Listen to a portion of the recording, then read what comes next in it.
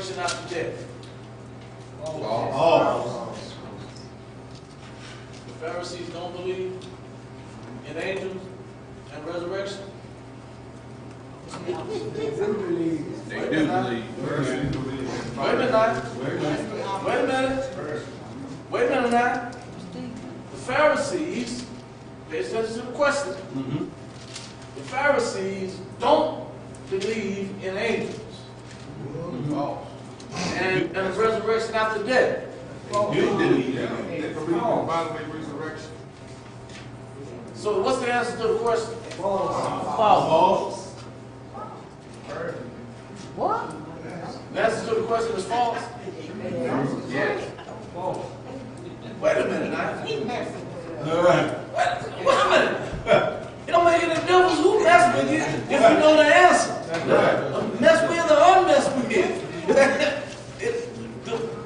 Is the answer to this true or false? False. You sure that's false? Well, 23 and 8. How can you prove that it's false? 23 and 8. sure. By the Bible. Say what now? 23:6. 23, 6, and 8? Yes. Okay. 23, 6, and 8 says that they don't believe in angels? They do. Pharisees did not. Sadducees don't. Y'all getting me confused. No, I'm just okay, so the Pharisees, They did not. the Pharisees don't believe in angels. Do believe that. They believe. Pharisees do. Sadducees don't. They just got to switch around. Oh, I got to switch it around. Yeah. Help me. Well, Help me, somebody. Help me. Okay. And you find that word? You find that word? 23, Acts 23, 6 and 8. All right, mighty fine, mighty fine. Paul was a Pharisee, right? Yep. And certainly he believed. Okay. When Paul was tried before Felix and the Jewish accusers, what three charges were made against him by the Jewish lawyer Tertullus? A, B, C. What three charges? A, B, C. A, B, and C?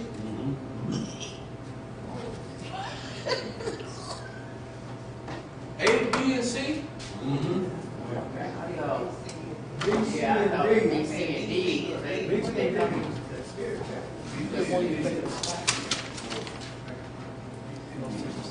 What you say, Peter? I said A, B, and C. Got some more. Peter said, wait a minute. They accused Paul of treason? Yeah. Sedition. Sedition. Yeah. And breaking away from the power of defeat. Wait a minute. They accused Paul of treason?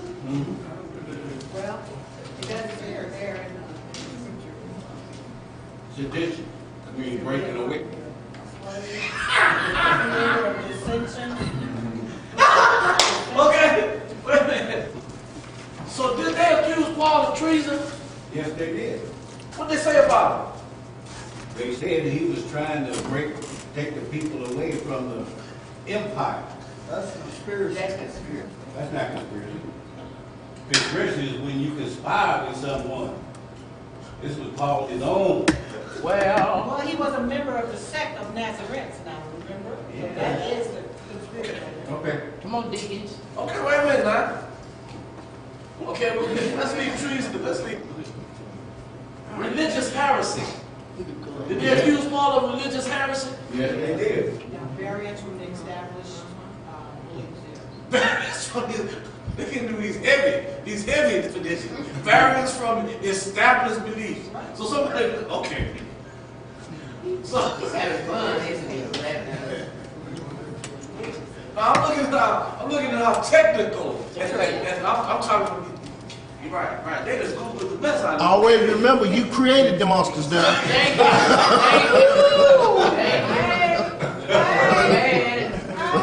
And All right, let's get back up here to see. Okay. Temple desecration? Yeah.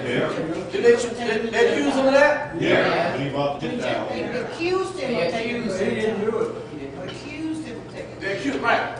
And conspiracy. Did Paul conspire? Did they actually accuse Paul of conspiracy? Conspiracy theory because they said he was the ringleader of the Unrecognized within the sect, which was against Roman law. But did they actually accuse him of conspiring with anybody? No. No. Okay. So according to the text, it is in fact sedition or treason, religious heresy, and temple desecration. Yes. Okay? All right, Peter. All three of them. A, B, and C. Okay? They didn't actually accuse him of conspiring with anybody to do anything. Okay? All right. We're going to hit this one more here. It says, where in the Bible can you find teaching referencing the resurrection of the... let me see what you okay, here. Yeah, okay. I hear some confidence saying, bring it on. Okay, now, I hear you. Okay, let me finish reading quickly so you can yell out this answer. It says, where in the Bible can you find references to the resurrection of the dead, some to eternal life, some to eternal damnation or condemnation, however your Bible will translate this, okay? Paul refers to it as the resurrection of the just and the unjust. Where you find? Help me. Where? 24:15. And hope for God did himself talking about that there should be resurrection of the dead, both the just and the unjust. Right. This question, though, is asking you, where does Paul get that from in the Bible? several places refers to. Okay, on there. Hitriana is speaking. Okay. Man, go ahead.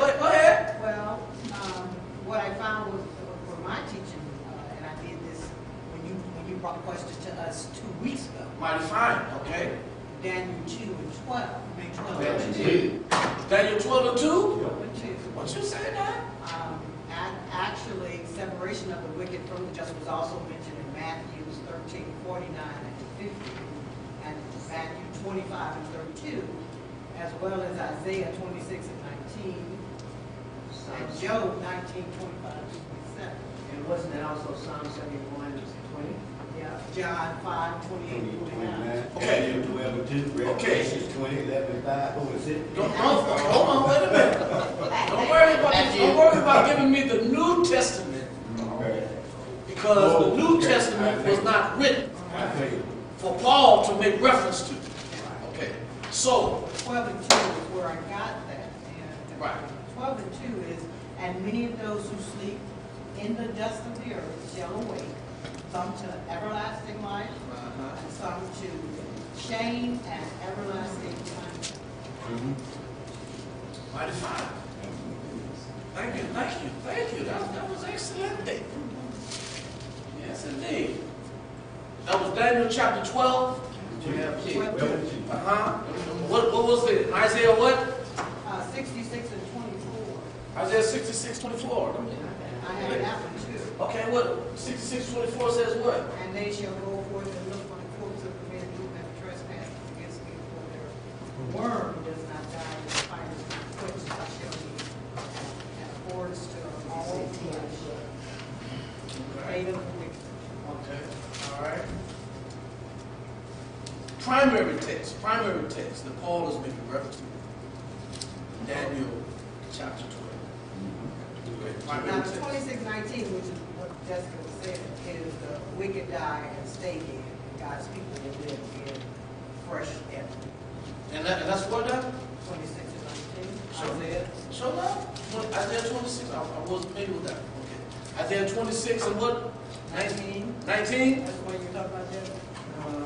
Isaiah 26 and 19. I got 37 and 12. Anyway, Isaiah 26, 19. 19, yeah. Might be fine.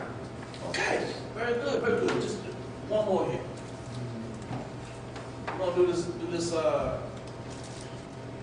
after Paul's second hearing before Felix and his wife Drusilla, Felix had many hearings with Paul, and though he didn't believe Paul guilty, he never freed him. Why? See. He wants some money. He wants to get money. He didn't think Paul was guilty, but he was waiting on Paul to offer. Right. Sure enough. All right. Okay. All right, we're going to go to our text here tonight. Very good. Very good. That Isaiah 26, 26, 19, was it? Yeah. 26, 19. Yeah, that's okay. Very good, very good. Okay.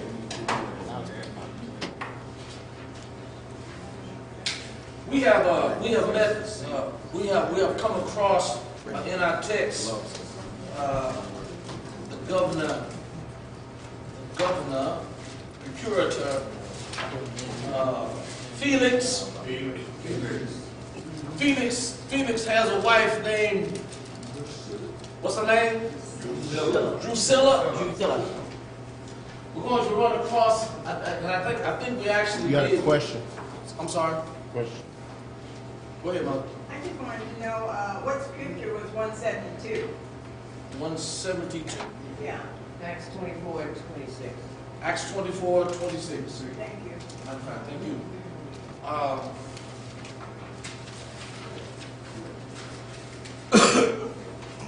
In Paul's various trials, we come across this fellow Felix, and Felix is married to a woman by the name of Drusilla. We're going to meet another king, as it were, Agrippa, and Agrippa has a wife.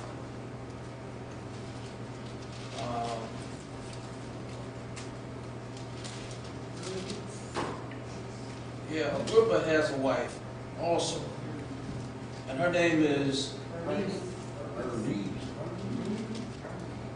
What the Bible does not share with us is that Bernice and Drusilla are sisters.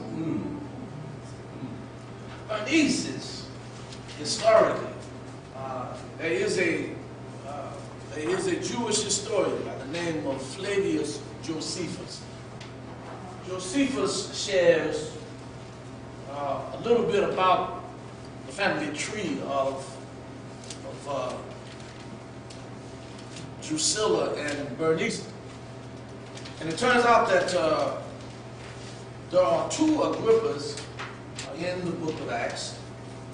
We met one Agrippa earlier in our early chapters of Acts. And the Agrippa that we are meeting here is for teaching's sake, is called Agrippa II, or the Agrippa II. Agrippa I had 3 daughters, 2 of which are Drusilla, Bernice. And the memory serves, Bernice is the elder sister. Now, Bernice, Drusilla left home and she married a king of Emissa. And she stayed with him X amount of time, and she had ideals of going higher in the social ladder of life. And she ran across this fellow who was the governor or procurator of Judea, or governor of Judea, by the name of Felix. So the Bible says that Felix, the history says that Felix was so enamored with the beauty of Drusilla that he went to see a sorcerer to get a love potion. That's a fact. That's a fact. Got a love potion for Drusilla, and anyhow, it must have worked out. Drusilla wound up getting with Felix, and thusly we find her here. And peculiarly enough, Drusilla was a Jewess, as it were. Of course. Yes, sir. Did they marry within the family? Did Bernice marry within the family? Getting there. Okay. Her uncle. Getting there. Before she got with her uncle, she actually married her brother. Oh, Bernice was a terrible somebody.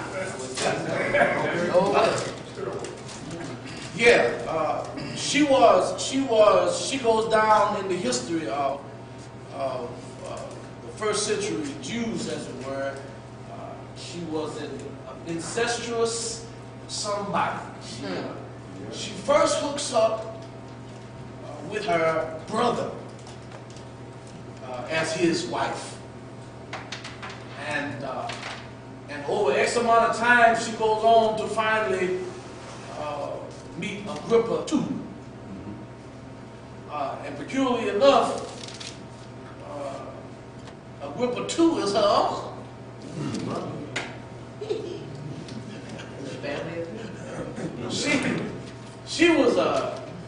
Bernice was a terrible somebody. So then, if you think that the things that are going on now is new stuff, and now peculiarly enough, you look at how easily and how flagrant marriage is treated today, and how raggedy,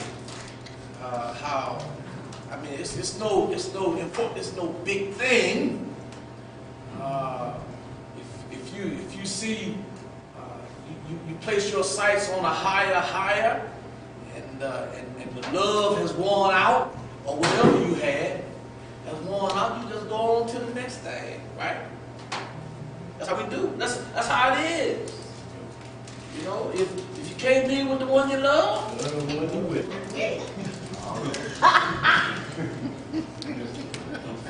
honey. Yes, indeed. Okay. Anyway, I ain't gonna charge you nothing for that. That's just a little history about these two particular ladies here and don't just blame it all on the ladies, because the fellas knew what was up to. And both of them said it's all good. Okay. Let me see. Come up. Come up. Okay. You stop about. All that in there. Come up. Felix heard these things. We met Felix, okay? Come up. Okay, come on up. Show up. Come on up. That's about it. I can't come up no further. Okay, so We started 26. 95. Okay. So go on to 25. What's up, man? I know we went past here. Right.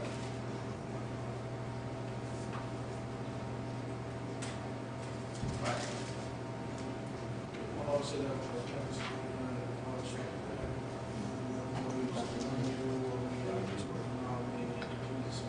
Okay, and just to refresh our memories, okay, we actually with the Felix, all goes before Felix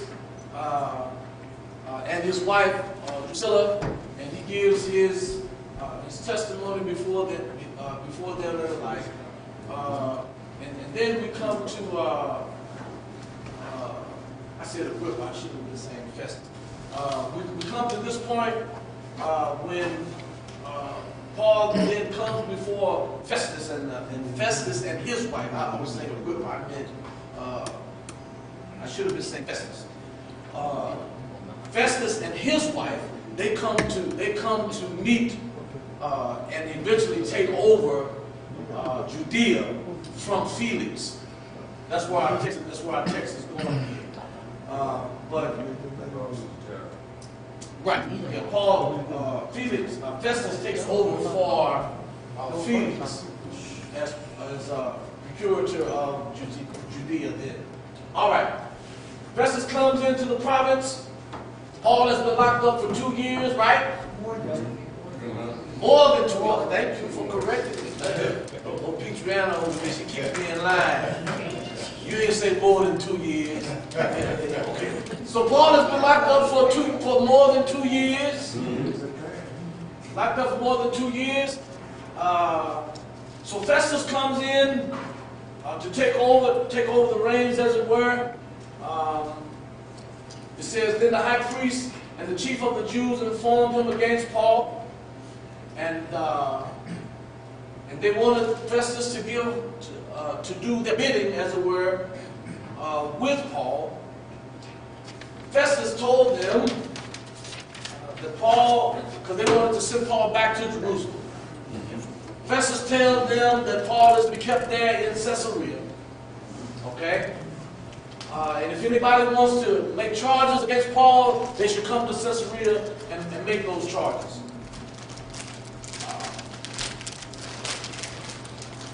Start at 25:6, and when he had tarried among them more than 10 days, this is Festus, he went down to Caesarea. And the next day, sitting on the judgment seat, commanded Paul to be brought. And when he was come, the Jews which came down from Jerusalem stood around him and laid many grievous complaints against Paul, which they could not prove. While he answered for himself, neither against the law of the Jews, neither against the temple, nor yet against Caesar have I offended anything. But Festus, willing to do the Jews a pleasure, just like Felix, Festus, willing to do the Jews a pleasure, answered Paul and said, will you go up to Jerusalem and there be judged of the things before me? And you remember we talked about this actually last time. Paul said, I ain't did nothing. If I had did something in Jerusalem, you could take me down there, but in his words. Paul, he said, will you go down there? Paul said, I stand at Caesar's judgment seat, where I ought to be judged. To the Jews have I done no wrong, as they very well know. For if I am an offender, or have committed anything worthy of death, I refuse not to die. But if there be none of these things, whereof these accuse me, no man deliver me to them. I appeal to Caesar. Then Festus, we had conferred with the council, answered, hast thou appealed unto Caesar? Unto Caesar you will go. That's where you want to go, so that's where you're headed. And you know Caesar crazy. Yeah, you're real. And after certain days, King Agrippa and Bernice came to Caesarea to salute Festus. And when they had been there for many days, Festus declared Paul's cause to the king, saying, there's a certain man left in bonds by Felix, of whom, when I was at Jerusalem, the chief priests and the elders of the Jews informed me, desiring to have judgment against him. To whom I answered, it's not the manner of the Romans to deliver any man to die, before that he which is accused have the accusers face to face, and have license to answer for himself concerning the crimes laid against him. In other words, we don't kill anybody unless they face their accusers face to face and they have an opportunity to defend themselves. Okay? Therefore, when they will come here, without any delay, on the morrow, I sat on the judgment seat and commanded the man to be brought forth. Against whom, when the accuser stood up, they brought none accusation of such things as I suppose, but had certain questions against him of their own superstition, and of one Jesus, which was dead, whom Paul affirmed to be alive. And because I doubted of such manner of questions, I asked him whether he would go to Jerusalem and there be judged of these matters. But when Paul had appealed to be reserved to the hearing of Augustus, I commanded him to be kept until I might send him to Caesar. Okay, now, so who is Caesar at this point? Avery. No. No. Right now, who is Caesar? Yeah. There you go. Augustus. Okay, you don't see that. Okay. Right now, who is Caesar? Augustus is a Caesar. Okay, Augustus is Caesar. Okay. Then Agrippa said to Festus, I would also hear the man myself. Tomorrow, said he, you shall hear him. And on the morrow, when Agrippa was come, and Bernice, with great pomp, was entered into the place of hearing, with the chief captains and principal men of the city, at Festus' commandment, Paul was brought forth. And Festus said, King Agrippa, and all men which are here are present with us. You see this man about whom all the multitude of the Jews have dealt with me, both at Jerusalem and also here, crying that he ought not to live any longer. But when I found that he had committed nothing worthy of death, that he himself has appealed to Augustus, I have determined to send him, of whom I have no certain thing to write to my Lord. Wherefore, I have brought him forth before you, and especially before you, King Agrippa, that after examination I might have somewhat to write. For it seems to me unreasonable to send a prisoner and not withal to signify the crimes laid against him. In other words, now when Festus brings him before Agrippa, Festus says to Agrippa, I don't want to send Paul to Rome and don't have some charges down here that's going to seem good to Caesar. Because Caesar's crazy. And I said that, just keep this in mind. Caesar, you don't mess with it. You know, if Caesar got in it, if he gets in the mind something is hanky-panky, I mean, he'll do something crazy. And everybody feared that about him. And so Festus is saying to King Agrippa, said, I don't want to be sending this man to Caesar, and then what charges will we lay before Caesar so that Caesar can say, well, he should be here before me. I'm Caesar.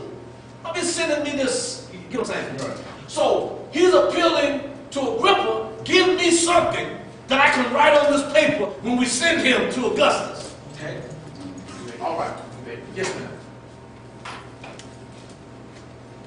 And now, look at all the trouble they're going to kill Paul. I mean, and you would think,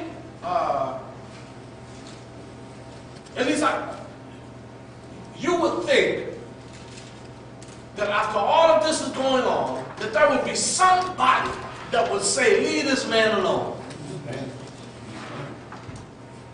There would be somebody that would say, leave this man alone. Do the right, leave the man alone. I got a question. Sure. Sure, go ahead. Back in 25, when he was talking about, he was like speaking in the first person. Is Luke just telling the story through him? Because like he said, I. Sure. So Luke, if he wrote it, should he saying he, him? Or Back on 20. back on 25? Come on to 25. You mean chapter 25? Yeah. Like he's speaking, like he wrote the gospel. Sure. Right, let me see exactly what it's talking about. Down, over there. He went almost to the end. Okay, I also did the man myself. He's scared of him. But when I found that he had committed nothing, where he's speaking in the first person, right there, 25, boom, 26. Okay, this is Festus talking. Right. Right. This is Festus talking to Agrippa. Festus is saying to Agrippa, I I get that, I understand that, but I'm just saying, if Luke wrote the gospel, how come he's not saying he or him, or why is it saying I, like, somebody said they would Because say he's he, telling, right? he's giving you the conversation that Agrippa had, that Festus had with Agrippa. So he said, King Agrippa, he said, I tried this man, and I let the Jews tell me their problem with him. But when I went over the issues with him, he said, I couldn't find anything to sentence this man to death. So that's how he's just giving you the conversation that Festus had before Agrippa. That's all. Okay. Yes, ma'am. You go back.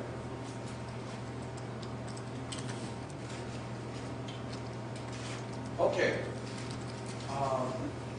Then Agrippa said to Paul, you are permitted to speak for yourself. Paul stretched forth his hand and answered for himself.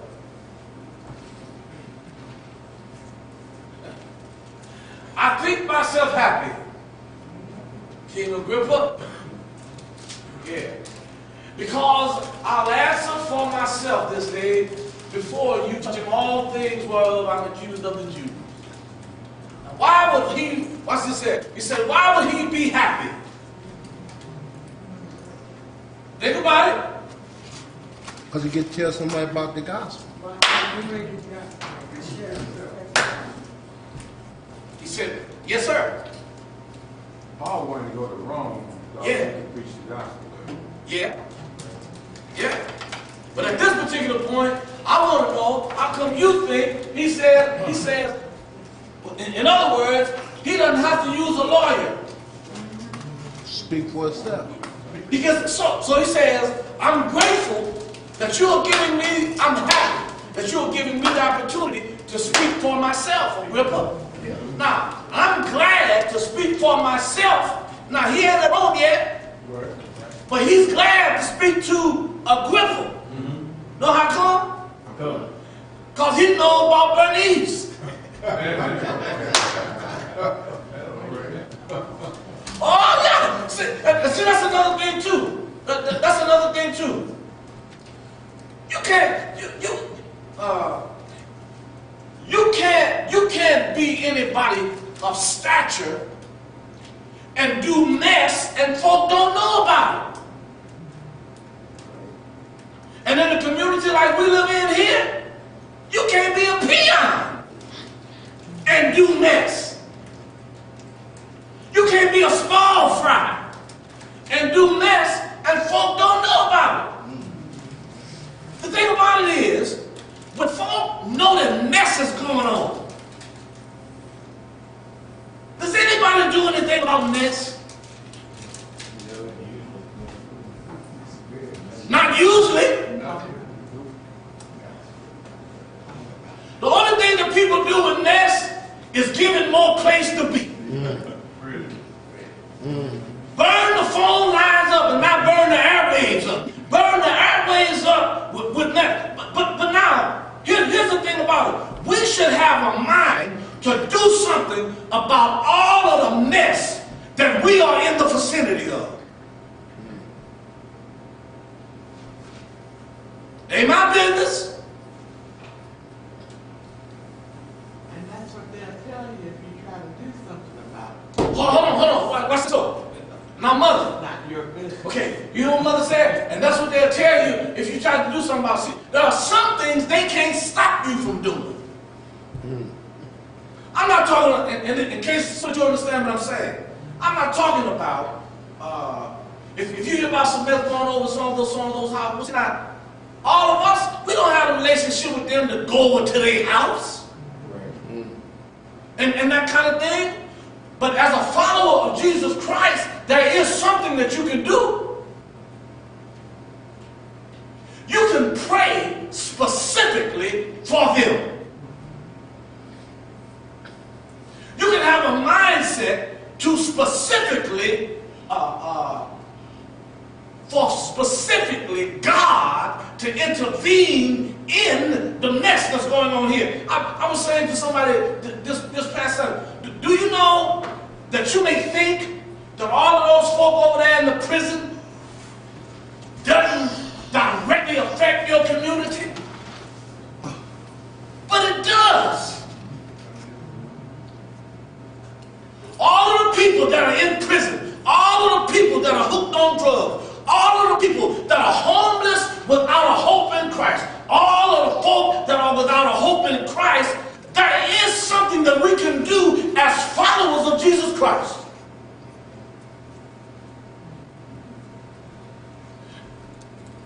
And this is not about, another thing too is, Paul says, I think myself happy to have this opportunity. But when it comes to the 21st century saint, the 21st century Christian, we really don't, come on now, we really don't think. I mean, to be able to be a witness of Jesus Christ, how does that really make you feel?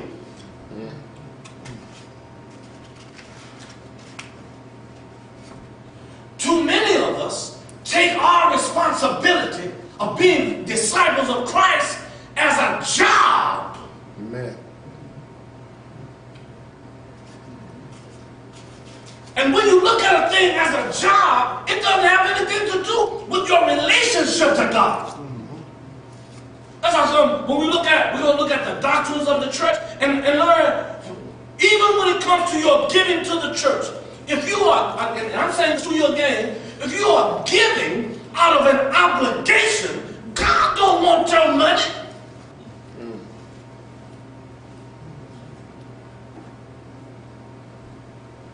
God don't want you to sing in his choir. He doesn't want you to stand on his door. He does not want you to open your mouth with a word of the Bible. That's how when the woman that had the demon-possessed woman that followed the apostle around and said, oh, now, saying all gospel stuff. These men are the men sent from God to show us the way to eternal life. Well, now what's wrong with that?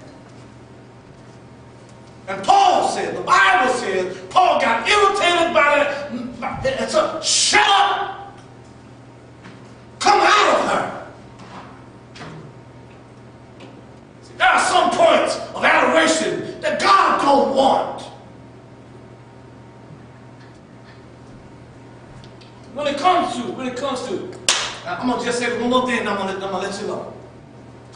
Mother came to me, was it 2 Sundays ago?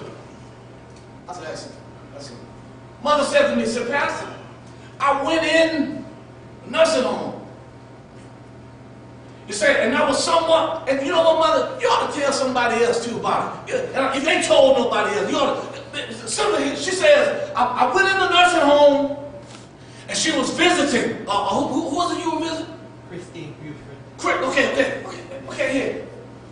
She says, at the invite to just, be cordial to somebody at the nursing home, how you doing, God bless you, all that kind of thing. Mother said she was mindful about something that she heard.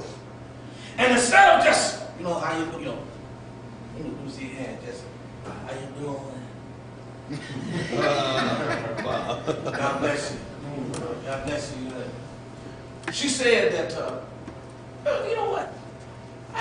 Mother, come on. Just tell us one time. That's all. Come on with it.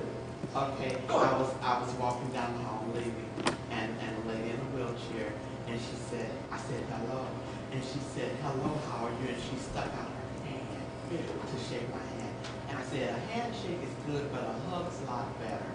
It was from the sermon that you were talking about. Do you see? Yes, ma'am. And I said a hug's a lot better. And when I hugged her, she said, "Oh, God bless you." And she was so excited about that hug. Said she was just so excited, instead of getting a little pinky shake.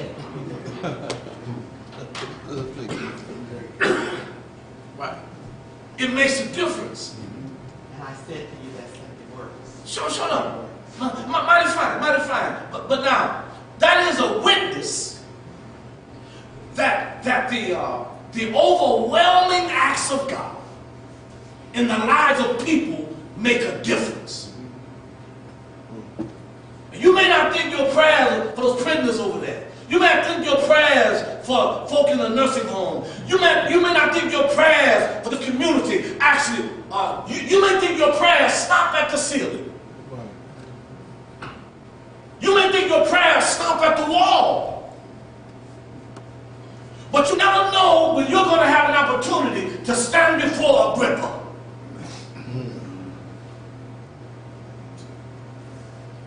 Makes a difference.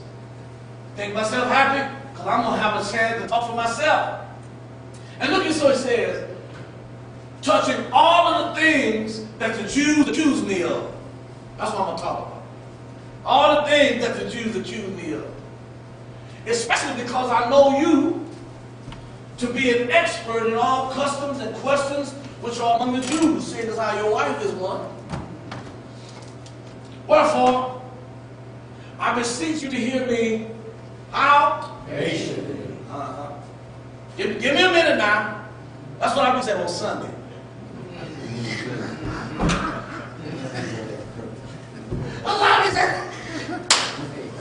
I beseech y'all to hear me. All right. It says, my manner of life from my youth, which was at first among my own nation at Jerusalem, know all the Jews. Paul says, I'm famous among the Jews. Right? Mm-hmm. And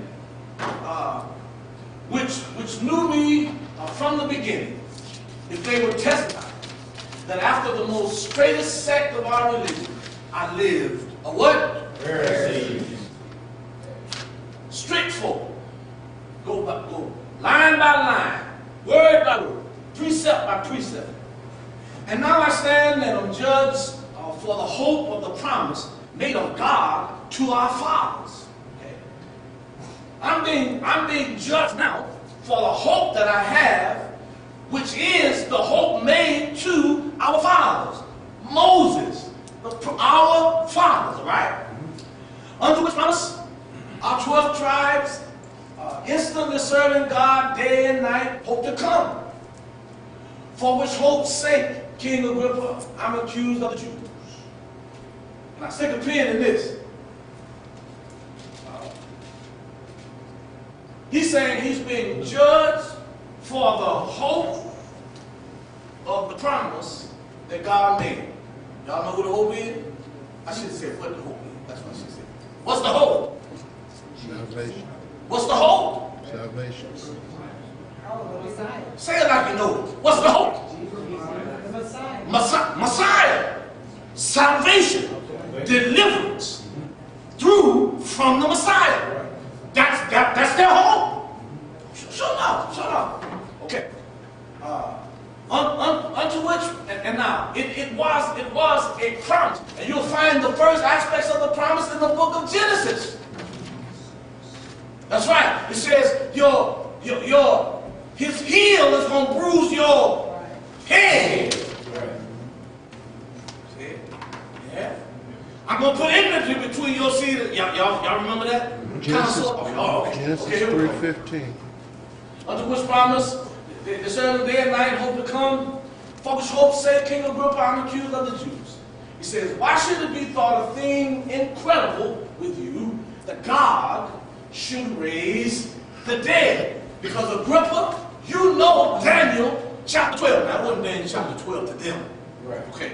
Agrippa, you know Daniel 12. Okay. So why should it be, they're accusing me of talking about being raised from the dead?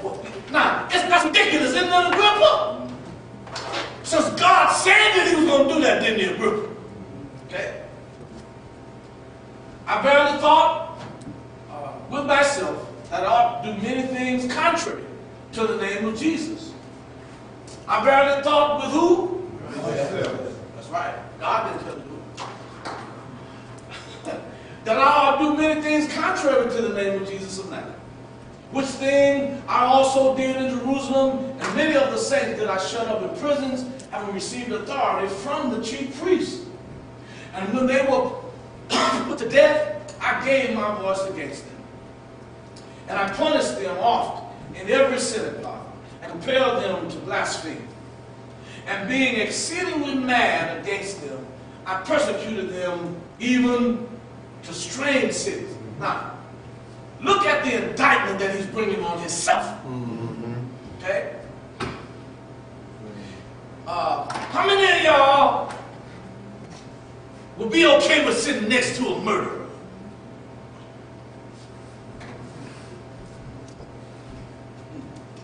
You could have and never knew it. That ain't what I said. He said you knew it. That ain't what I He said. said you knew it. Here, watch this here. This is the Apostle Paul. Okay? Paul says, and when they were put to death, I gave my voice against them. I put many of them in prison, didn't I? Watch this. I killed them. Okay? Punished them in every synagogue. I compelled them to what? Blaspheme. Now, what do you think you compelled them to do? Deny Christ. The only gift that you cannot be forgiven of is denying Christ. You cannot be forgiven for that. That is the unforgivable sin. Being exceedingly mad against them, I persecuted them even to strange cities. Whereupon, as I went down to Damascus with authority and permission from the chief priests, at midday, O king, I saw on the way a light from heaven, above the brightness of the sun, shining round about me and them which journeyed with me. And when we were all fallen to the earth, I heard a voice speaking to me, saying in the Hebrew tongue, Saul, Saul, why persecutest thou me? It's hard for you to kick against the pricks. In other words, you taking your foot and you're kicking it against a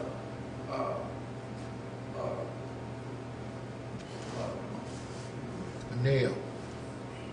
well, yeah, I was trying to think of something that is sharp. You get what I'm saying? You say it's hard.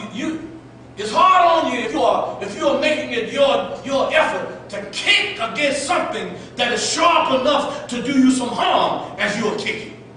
Okay, it's hard on you. That's what Jesus is saying. Go ahead. You said that's the only forgivable sin, but wasn't he guilty of that? When Who? he was Saul. Who? Paul, when he was Saul. No. He just didn't think Jesus was in it. Right, and he didn't know Christ. He couldn't deny him because he didn't know. But he didn't know. And such as it is, there's a question that gets asked in talking with different people, different faiths and that kind of thing. One of the things of the non-believer is, well, what about the people that never heard the name of Jesus? How can God rightly judge those people?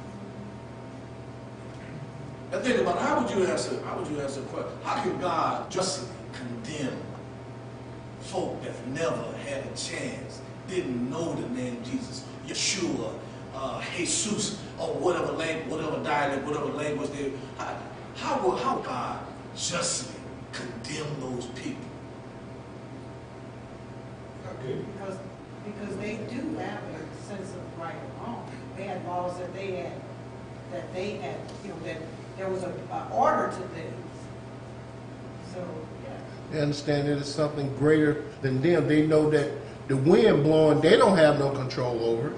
They understand that. They know there's something greater than them, and they worship something. Well, you said there was a way that they were to live. You didn't just go out and steal things that were not yours. You didn't take somebody's stuff just because you wanted it and didn't think that would bring some reputation, or go out and kill somebody or whatever. They live within a set of rules. So, you know. Okay, so long answer short is, the Bible says that the invisible things of God, this is New Testament, Paul says, invisible things of God are clearly seen by the things that God created. The Bible also says that the heavens and the earth declare the glories of God. His handiwork declares that there is God. The reason that you can go over there, our brethren over there that's still in the bush, that's walking around in the mess, skirting around, whatnot. If they go hunting and they kill something out in the bush with their spears or whatever they might have, you can't just come by and take it. Because in their minds, if they kill it, it belongs to them. Well, what is in them that says that you can't do that? There is a law that is in the heart of every man. And God will judge you according to that law. Yes, sir. Our missionary's main purpose is to go out into the world and teach Christianity to people you were talking about everywhere else. Yeah. I also question, can God destroy the world without letting every person on this earth hear about Christianity? Can he destroy the world? Really? Can he destroy the world without letting everybody know it? Yeah. Or hear about it? Well, yes, he is.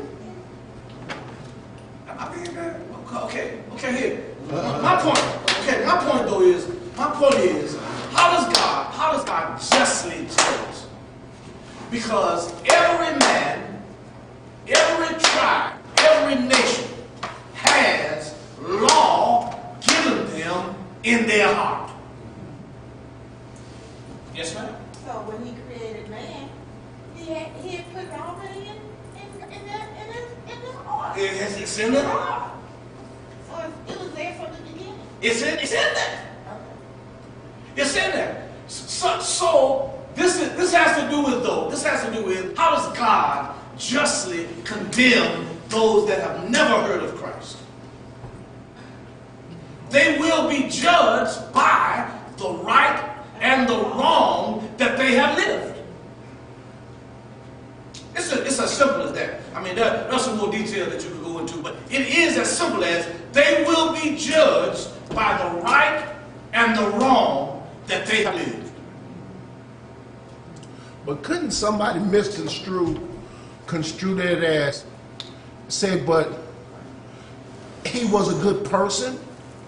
You see what I'm saying? Where somebody would say, well, by the right and the wrong that they have lived, he was a good person? Yeah. Somebody could misconstrue that? Watch this. Is that? Watch this. I didn't say, first of all, there's a qualifier here. Okay. Right? Okay. The Hit me with the qualifier. qualifier. Okay, here's the qualifier. If you tell me that I've been at some funerals of some good people. Okay. You know what I'm saying? Yes. I've been at the funerals of some good people. But now, when I would ask everybody that said that they were good people, I would ask you, good according to who? Right? Right.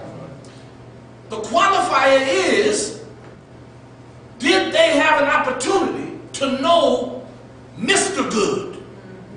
Okay. The thousands and thousands of babies, now millions of babies that have lost their lives through abortion. They are better off. Do y'all hear me?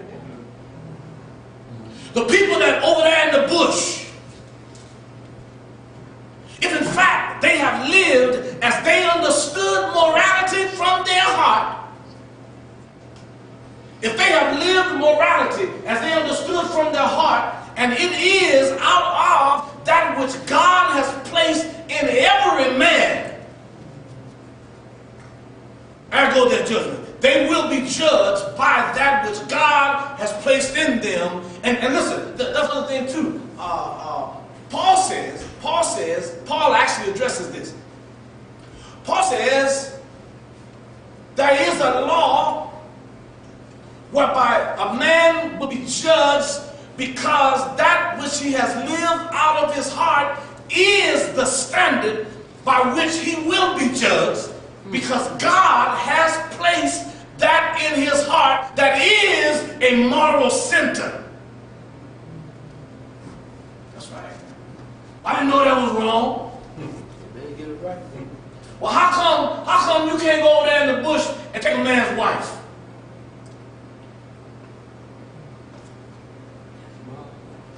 If it's okay, why is it wrong in any culture to steal?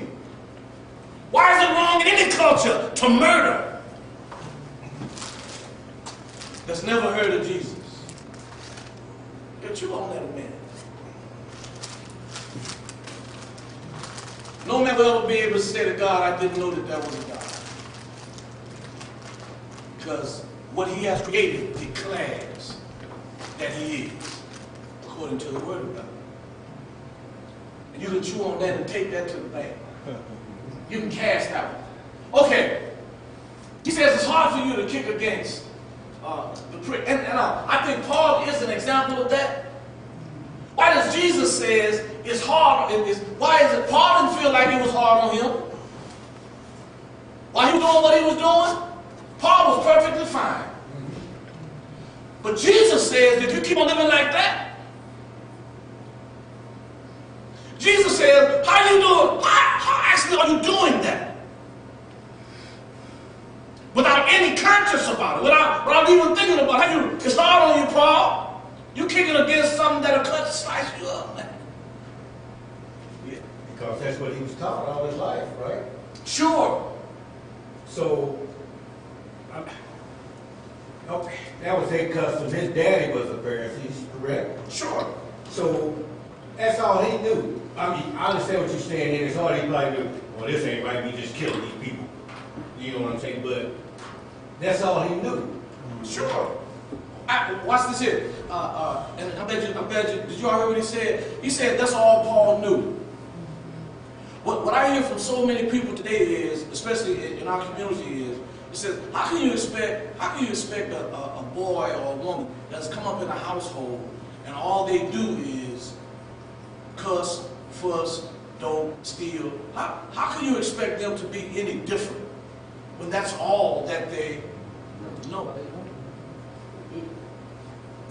I don't expect anybody to be any different because they come up in a household and it's just when I was working for the Red Cross, I worked in the transition housing complex, and for me to go and do an inspection in one of the apartments and hear a mother calling her little baby girls B's and H's. Didn't I tell you such and such, such and such? You little, and B's and H's and all this other kind of thing. Well now, she has nothing in her that says, she has nothing in her that says that it's wrong to call your baby that. Personally, I don't believe that. I think, for her to call her baby that and not think anything about it, I think she suppresses what God has there.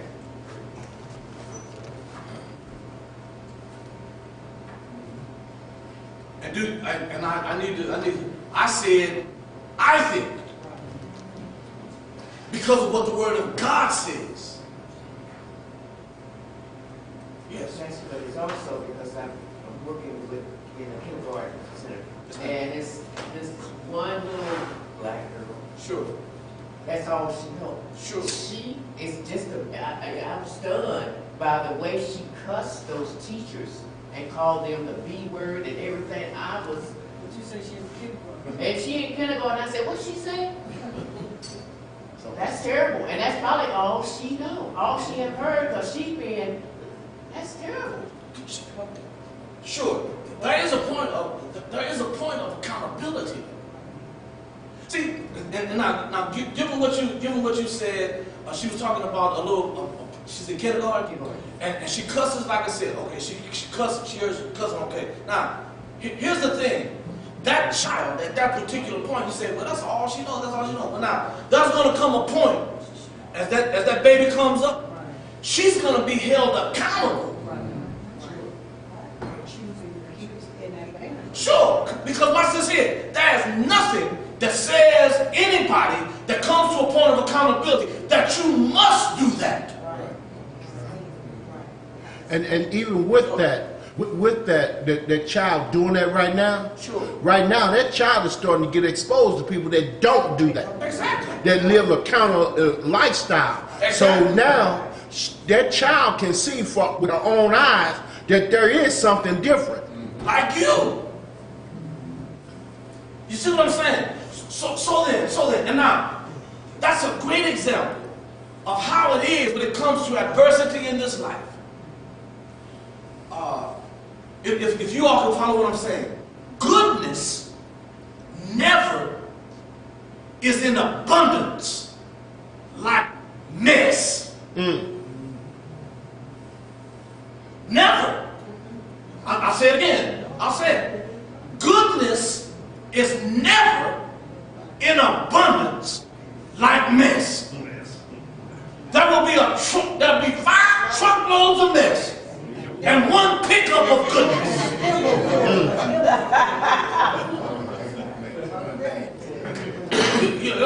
She's a thimble full of goodness. Okay. But I see what Rick was asking. What Rick was asking about Paul, because Paul still paid for what he did.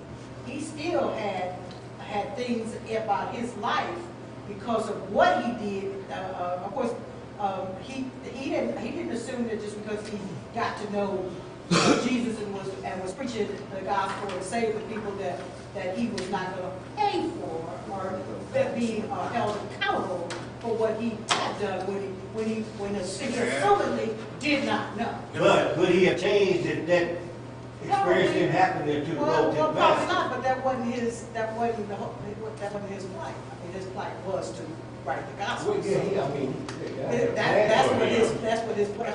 But there was God's plan. there was a whole lot of Pauls doing the same thing Paul was doing. Yeah, But exactly. he was not chosen on the road to Damascus because he wrote these So, epistles. Mother, did you want to ask? In Ezekiel, Sure. it lists a lot of things that an evil Sure. man does. And it says, he shall not live, he has done all these abominations, he shall surely die. His blood shall be upon him. Now lo, if he has a son that sees all his father's sins which he has done, and considers, and does them not, he shall live. Sure. Okay. He sees what his dad has done. Sure. He thinks about it, Sure. sees it, and he doesn't do it. Sure.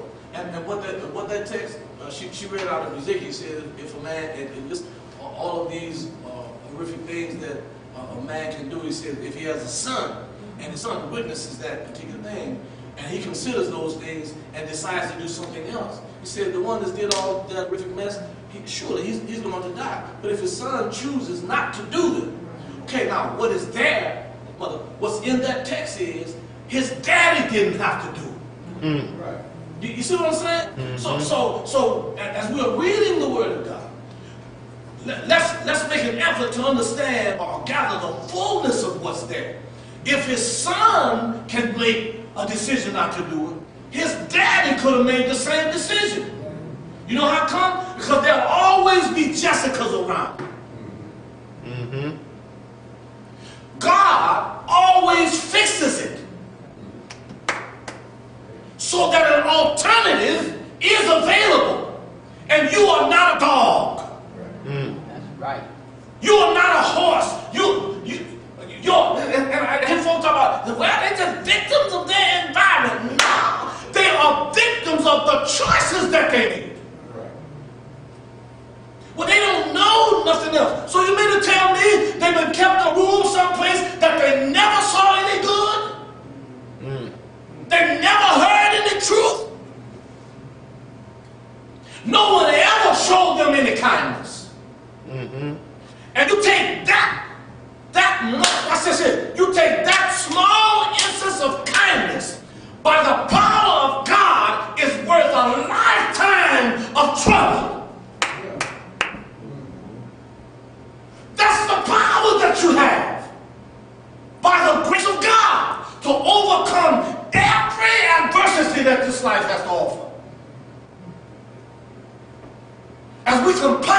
and we keep on compounding ourselves. This is going wrong in my life. This is going wrong in life. And now, if the adversary can keep your mind on all of the things that have gone wrong, then that one seemingly small thing, which is greater than all of those terrible things, it won't be considered.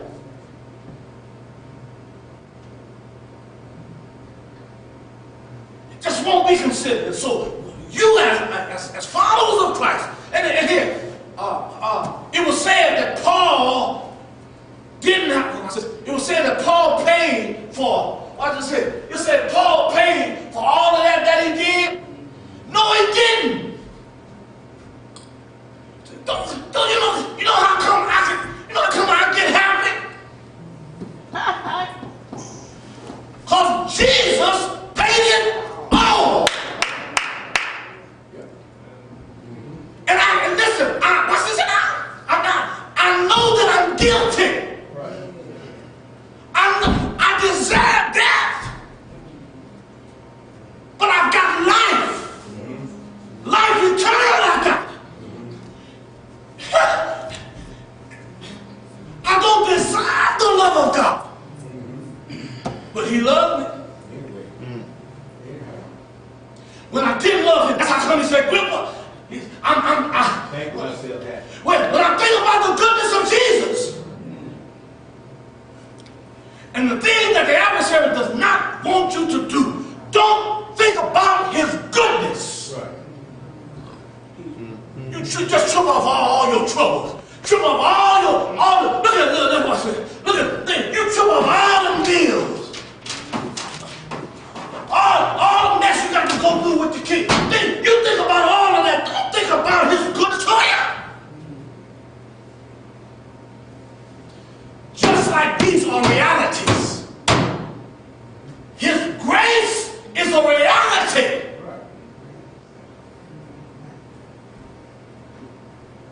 Nobody can make you lose your mind. And somebody talking about, y'all gonna make me lose mine? No.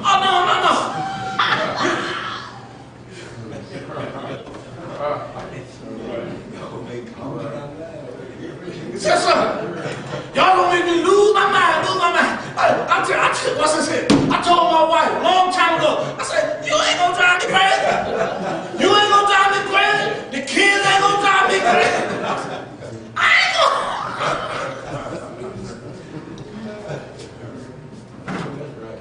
What's that now? Jesus. All right, sir. So then, as Paul said, that we don't look at that. Let's see how time do. So said. He said, and I said, now watch this here. He said, Paul, he said, watch this here. When you do a mess you ain't got no business doing, it's like you get numb to it. He said, Paul, you've been kicking, and I ain't looked down there to see that you bleeding to death.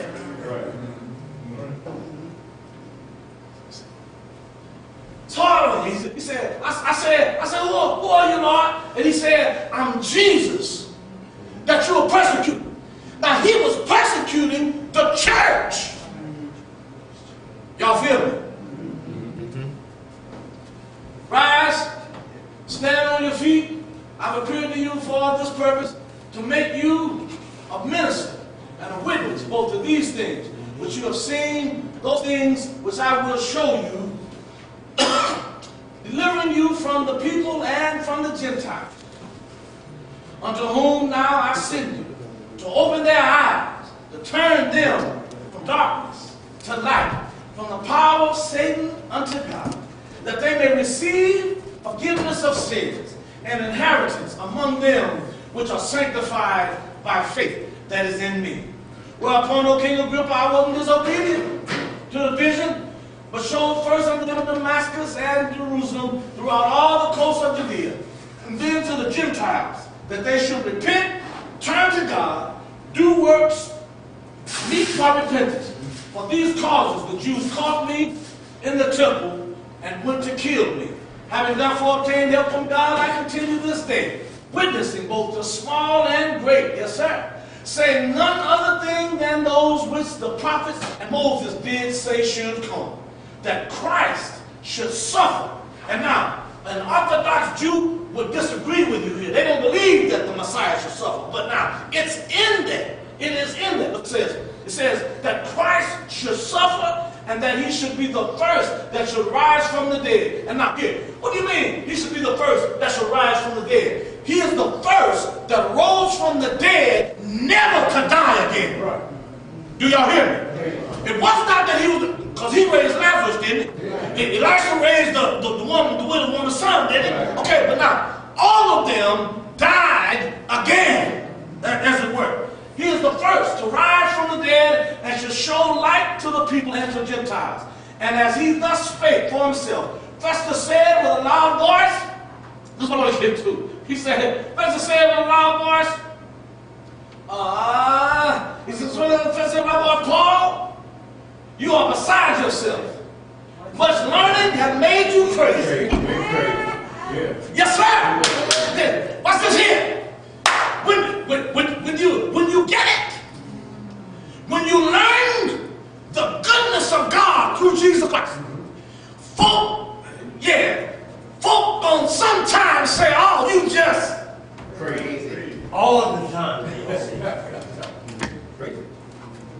And they all said amen. Amen. God bless you tonight. One more question. Go ahead. Now they had all they word from the prophets, right? Yes. Back in the Old Testament, they knew that Christ was going to come and suffer and this and that. They didn't believe that the Messiah was to suffer. Okay, so would that be the same thing as denying Christ? Yeah. Is that blasphemy? Yeah. That's what I was asking a while ago. Now, what I'm talking about is they denied Jesus as the Christ. You know what I'm saying? They would deny, what's this? And two, their Messiah, that's a good thing. We'll look at some text.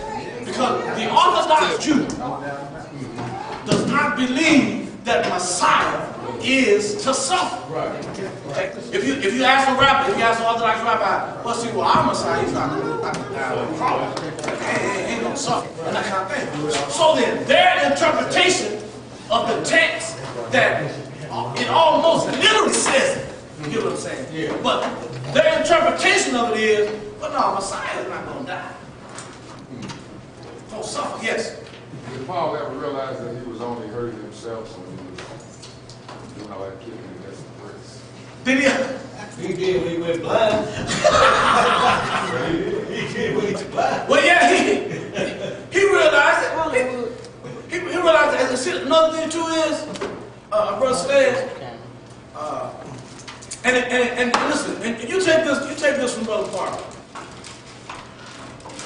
When I read about somebody like Paul, and it's not that I've done to the point anything that he's done, but that which is of my life that is like Paul, Paul's testimony is for every Christian to experience about their life. And this is what I mean. When you look at the magnificence of Jesus over against my pitiful self, when I look at his goodness over against my ideas of goodness, when I look at his kindness over against my ideas of kindness, when I look at his dedication, I got to bow down. It makes a difference. It makes a difference. And the thing that we are just so terribly missing here, it's just like in this community, you got 9,000,000 churches. 9,000,000, and some of these churches around here, they ain't got no power than the man in the moon. But they steadily go through the changes because of tradition. They go through the motions. And listen, and when you're going to church, and again too, it is not for me to tell somebody, well, y'all need to close the door to that church. But what I'm talking about is, there is so much that's going on in church that is powerless. No power.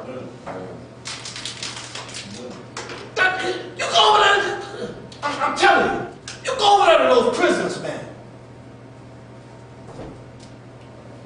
I said, I took some men to prison with me one time. I said, now these brothers see what I see.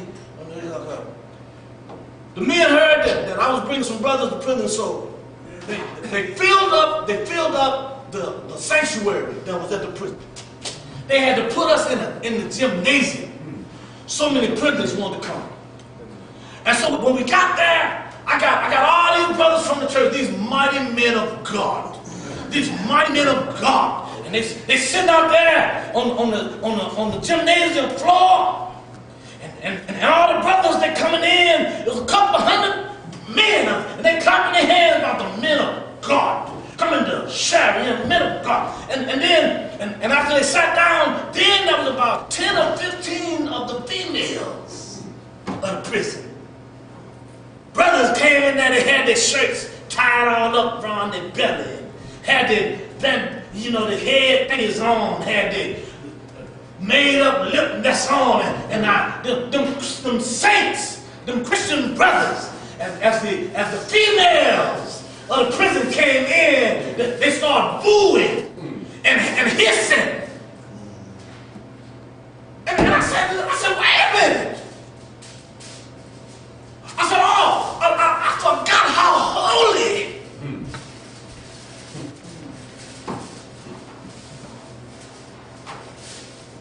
It's in prison that I saw a man that used to be a woman in there get up and shout for change in Christ. Denounce what he was doing. I ain't never saw that in the church. Hear me? You hear me? I saw a man crying like somebody had a whip on his back because of the conviction that he had in him then.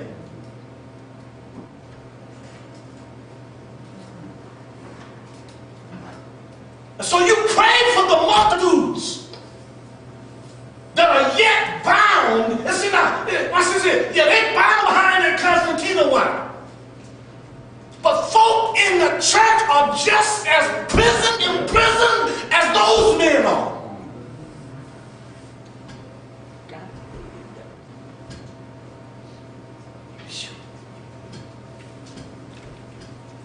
Man, I ain't telling you what I heard. I've been there. And all of those mighty men of God, I said, well, surely, when they see what God does in the midst of prison, I said, surely they're going to catch on fire. Surely they're going to burn with a desire to see and to do the will of God.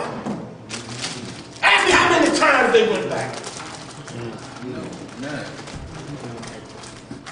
Jesus said, when I was in prison, you didn't come see me.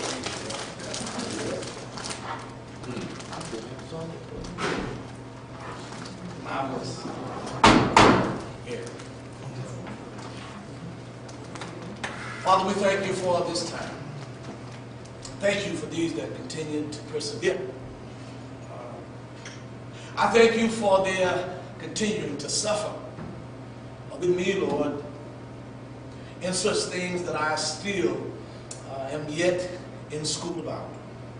I thank you for your patience with me, with us, in our efforts to be better, to do better, to learn better, Master. Put on with us from this place as you have so many times past. We are careful. We are grateful to you for all that you provide.